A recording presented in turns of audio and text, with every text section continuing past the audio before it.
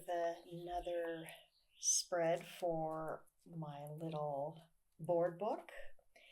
We did complete this little layout and I'm pretty pleased with it. It was a nice little exercise and I feel like doing another one. I might be working with this, and what I'm going to be doing now is just like a warm-up exercise. I have another project that I'm working on, but I would like to do something just to get myself warmed up. I have some scraps left over from the last collage that I did and still feel inspired by them. If that was not the case, what I like to do when I'm doing something just to warm up is I grab specific pieces of ephemera. It could be scraps that I have left over, maybe some old fussy cuts, but what I tend to do is I'll grab a contemporary magazine, I'll grab a vintage magazine, and I'll grab something that is the opposite of both of them, in this case, a National Geographic. I'm going to go through all three and see if I'm deeply inspired, if something pops out as a focal point, as a background, or it just feels completely unique, absurd, weird, and have fun with it. So let's go ahead and go through these magazines and see what inspires.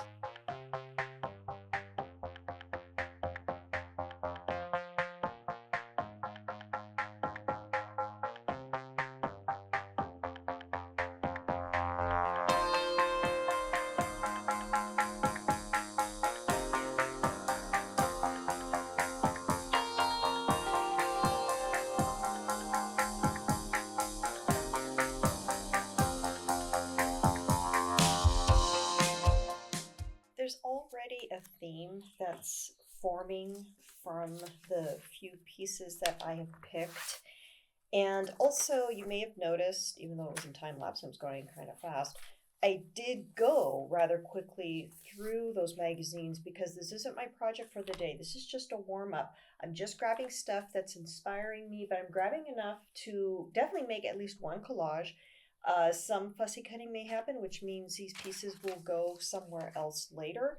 But I just grab things that initially inspire, and I just quickly go through the magazine. I don't go through the whole magazine, and I move on. I also have something of a red theme that's going on. That just happened because of the images that I liked. I am now going through a more modern magazine. The magazine prior was this Money magazine from 1985. And oh my gosh, the imagery from the old magazines, I'm so happy when I find them. I just I just learn so much, and I start reading articles in the National Geographics, and next thing I know I'm like, I can't cut this open because if I do that then I might miss out on something. A really good article. So I just try to move fast. I try really hard to not focus too much on what's going on in the magazines, but I am also keeping in mind, do I have a focal point going on? I think I do. Do I need another focal point? Probably not. Do I have a background? Oh yeah, I sure do have a couple backgrounds. Do I need some objects maybe to make this a bit more surreal? Do I need some pattern? Do I need another color? Said that there was a red thing going on with this possible collage now.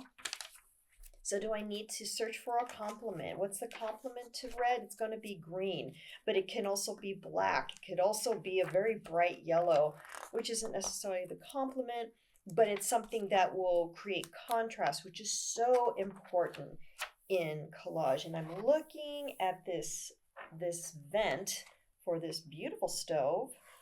I think I'm going to cut that out because the vent itself, there's even something cool on the back, but I think I want to go with this vent because if you turn this upside down, it might turn into something else. Am I going to use it? Not sure yet. I also just want to show, I have these on the other side of the desk, and if you remember from last week's video, I think it's going to be last week's video, but from the video where I did the spread in my sketchbook, I had these off to the side, just waiting, not sure if I was going to use them or not. I obviously didn't, so maybe this week. The other thing, too, I want to go back quickly to the vintage magazines. What I love about the vintage magazines, the coolest thing about them are the ads in the back. We don't have those anymore, and the text is so cool. Sometimes I find inappropriate or not politically correct verbiage in those ads, and it's okay. But sometimes I'll read some of it and be like, oh really? And I'll use it. I'll definitely use it in a collage. Sometimes, though, I definitely want to save it and I want to think about it later, let it kind of marinate inside because I'm not sure in what context I'm going to use it in. I always repeat this for my collage classes. Collage is about color, contrast, composition, and content. So sometimes content is an issue, and that text will give birth to some type of content. I like this building just because. Gonna cut it out. I'm kind of nearing the end of my little search for ephemera here, but this is what I like to do. I don't do it every day. I should do it every day. And if you're new to collage, I highly recommend that this is something you try to build into your practice, because the more you do this and you have a sketchbook that you are allowed to make mistakes, or not even so much mistakes, there aren't too many mistakes to make in collage, but maybe allow yourself to make a collage that isn't great or that you don't think it's great and somebody else does, and next thing you know, you go viral. But for example, in my sketchbook, and I shared with you at the beginning, I love my cover. And I love this one. I'm not crazy about this one. I'm not. It's fine. It was a good lesson for me. Really good. But this one is the collage that I fell in love with. So today, am I going to make something that I fall in love with? I'm not sure, but let's put this off to the side. And I think we're done. I think I'm done searching. I think I definitely have enough ephemera from just my earlier collage. I have stuff I can definitely play with. The hands here are gorgeous. Oh my gosh, and they're black and white, which I love. I love monochromatic. I love this building. I think I may want to use that. Of course, we talked about that text already, and we talked about this oven vent. This was another possibility for a background. Am I going to use it? Not sure. This may also be a focal point. It's just gorgeous. And I may want to make it into a transparency. I kind of look for that too. And when you're making transparencies, you want a lot of contrast. So this has some really interesting contrast going on. I love this. It's a secondary focal point. You want to think about that too. Pick a lot of ephemera. Pick a lot of stuff to make many collages, but pick everything you like, because when you do that, you have a lot more fun, and making a collage actually feels like it's a stream of consciousness. So you go with that. I grabbed this because it was red and we do have some verbiage going on. And I grabbed this because I think I'm hungry and I want some Kit Kats, maybe. And this is fun too. When you throw something contemporary and you pair it with something vintage, that can have a very interesting level of content that goes on. And then I just love this background. So I love it so much I may want to use it for something else. So in any case, let us go ahead and get started.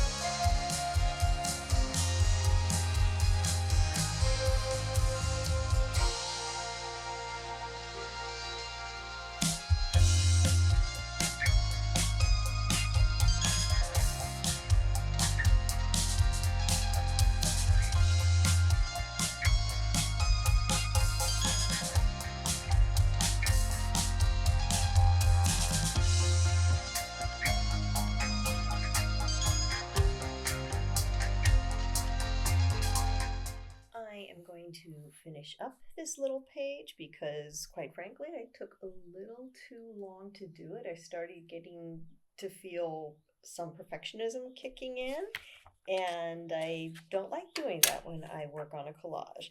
So, especially the sketchbook, because it's supposed to be a place to have fun, and it's also supposed to allow me to make mistakes and be okay with them. It's not a perfect little book. But nonetheless, and I think other creatives will probably agree with me. I want it to look good and I do my best. But that's the point of having these exercises. You do them because it may not look good, so when you are working on something really, really important, you get rid of that icky feeling. So I am kind of granting this a bit of a background. I took this background and trimmed it up a little bit, and I'm just going to use my double-sided tape because I do want to finish. Using a wet adhesive here would work fine because we have these wonderful pages thanks to the children's board book. But I also don't want to spend a lot of time messing with mixed media because I'm not a mixed media person. Nonetheless, it would totally work here.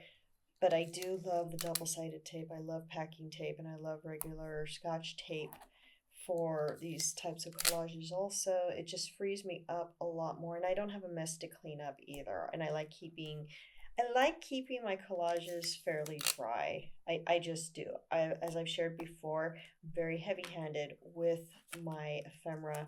That doesn't do me any favors. So I just try not to use wet media too much. But wet media is a wonderful thing. Nothing against it. Just that's how I am. I also decided in working with this piece that I'm going to take a little bit out. Doing that because it was just going to be a stronger composition. I was playing with this yummy tart thing. I want to make this. Or maybe I'll just buy one and eat it.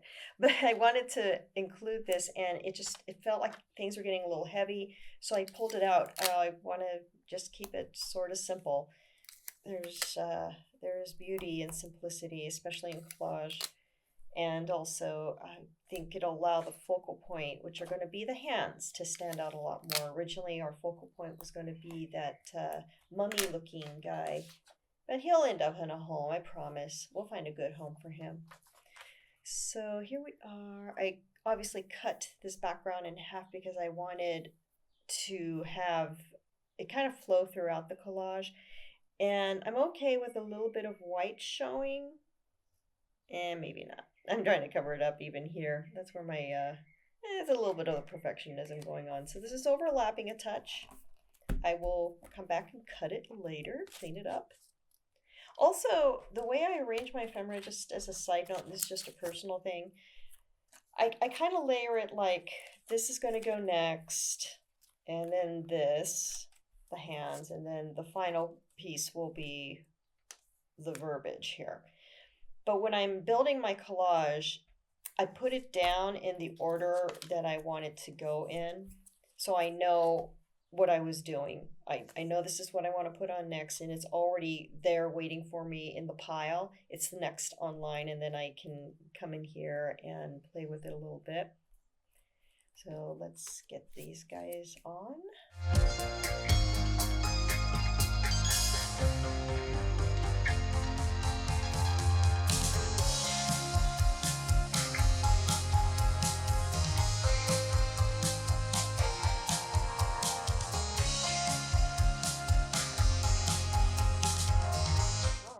So this took a little longer than I thought, but it got done, and I can go ahead and work on my other project with a clear head.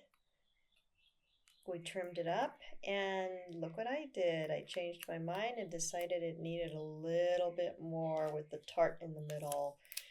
The color brings it together, and it doesn't look terribly busy. Another good thing about this double-sided tape, it does stick, it works well, I highly recommend it. These contemporary papers, it is forgiving, and if I decide that I really love this lily pad, I could probably come back and lift it up and use it in another collage. This could act as a form of storage, maybe. I run the risk, obviously, of the paper tearing because there's adhesive on it, but I will take that chance and I will keep it in mind. And it's also, again, a source of inspiration. The one thing I've discovered being an artist for these past many years is that I do get a level of inspiration from my past work and from other people, other artists. That's why I'm always searching. That's why I like to travel. That's why I like to take walks. I always glean something from that. So this is a nice little exercise. I like the way it looks. I love the color contrast always with monochromatic and color. That always makes me feel good and definitely a source of inspiration. I'm just realizing this now. The font is actually almost similar in color to the hands. So that was an accident. I didn't mean to do that. That's what happens here. Anyway, I am ready for the day. I am ready to play with my main project. I got this out of the way, woke up the cobwebs a bit, and I'm going to get started on something else. In the meantime, I thank you so much for joining me. I hope to see you again soon. Let me know what you think in the comments below, and I will see you in the next video.